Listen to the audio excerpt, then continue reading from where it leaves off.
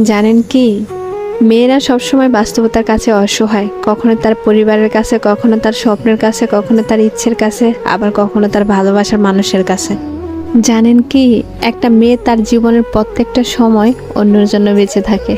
জন্মের পর বাবা মার জন্য, বিয়ের পর স্বামীর জন্য, সন্তান হবার পর সন্তানের জন্য। তাদের জীবনে কোনো চাওয়া পাওয়া থাকে না, যেটা থাকে সেটা হলো সবাইকে নিয়ে বেঁচে থাকার স্বপ্ন।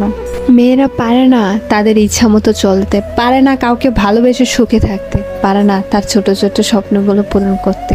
যদি বাবা মার কথা মতো চলে তাহলে সে খুব ভালো মেয়ে, আর যদি বাবা মার কথা অবাধ্য করে চলে তাহলে সে খুব খারাপ মেয়ে। ভালোবাসার মানুষটির হাত ধরে সে চলে গেলে ভালোবাসার মানুষটির কাছে সে খুব প্রিয়, অথচ তার কাছে না গিয়ে যদি পরিবারের কথা মতো চলে তাহলে সে স্বার্থপর, বেঈমান। শুধুমাত্র একটা মেয়েই জানে এই সমাজে চলতে হলে কত বাস্তবতার সাথে যুদ্ধ করতে হয়।